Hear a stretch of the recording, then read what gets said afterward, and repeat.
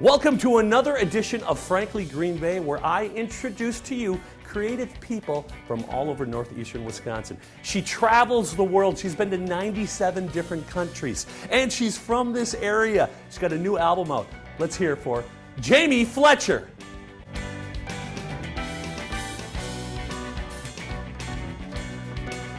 Welcome to Frankly Green Bay. I've been wanting to get this gal for a while. Jamie Fletcher, how you doing? Great. How are you, Good to Frank? see you. Thank you for having me. Now, Jamie, I was a friend of mine introduced me to you, and I got to see you play, and I was blown away. Oh. And come to find out, you're from here. I'm from here. Where'd you go to high Crazy. school? I went to high school at East Pier.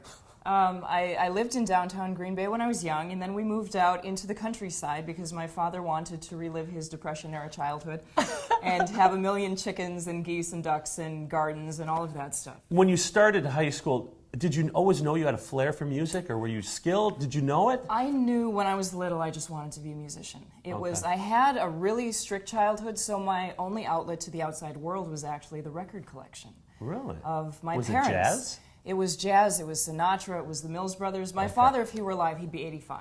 Okay. So Okay. I grew up with all of this really old music, the Great American Songbook. Okay. And I just love it.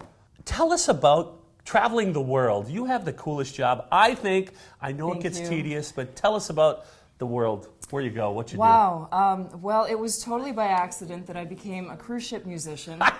I came home from Washington, D.C., and I just wanted to make music so bad. And after head. praying really hard, I said, Lord, Yeah. I have to do music. Yeah. You've put this on my heart since I was little. I have no idea where it's going to go. I need to do this. And the next morning, the phone rang with a gig on the Carnival Inspiration in the show band without an audition at all. Really? He said, we don't have time to audition you.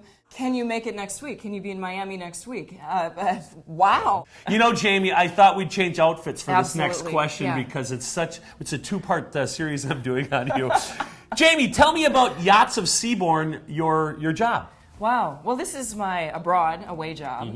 And I do it probably about 3 to 5 months out of the year just because it's awesome. And I get to go to all of these exotic, warm locations. And the best part about my office is it's actually the observation lounge above the bridge of the cruise vessel. Okay. And it's a smaller line. It's only about 400 to 450 passengers, so it's not like a big floating city.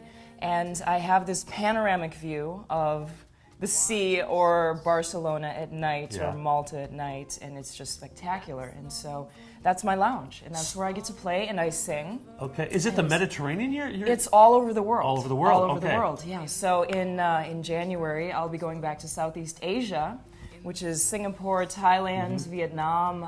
We do Japan as well, and the Philippines. So it's just fantastic. You know what? We're going to go change clothes for our next question. So did you break your chops there? I broke my chops. Okay. I broke my chops. I was blessed. I was just hanging on by a thread. Okay. And that was my schooling, essentially, Yeah. the first few years, and then sort of progressed on to being band leader, as one does, and learning the ropes and learning what people like. And it's really great because it gave me a practical education in music. If you ask me to play certain scales, I forget Yeah. it. But it gave me a really intuitive way of dealing with people and knowing what they want to hear, Yeah. knowing what they like, because it's about making them happy. That's Yeah. what music is. It's entertainment. Not necessarily if you can play a million notes and be really impressive. It's about, can you touch their hearts? Yeah. And so then after my father passed away, after a very long struggle, so much pain was just coming Yeah. out, so I started singing Yeah. about 6.5 years ago. And You only started singing 6.5 years ago? in public. I had Okay. tried a little bit before that, and I'm like, oh, this isn't going to work. You know, I was just sounded like a dying seagull, and I thought, no, this is never going to work.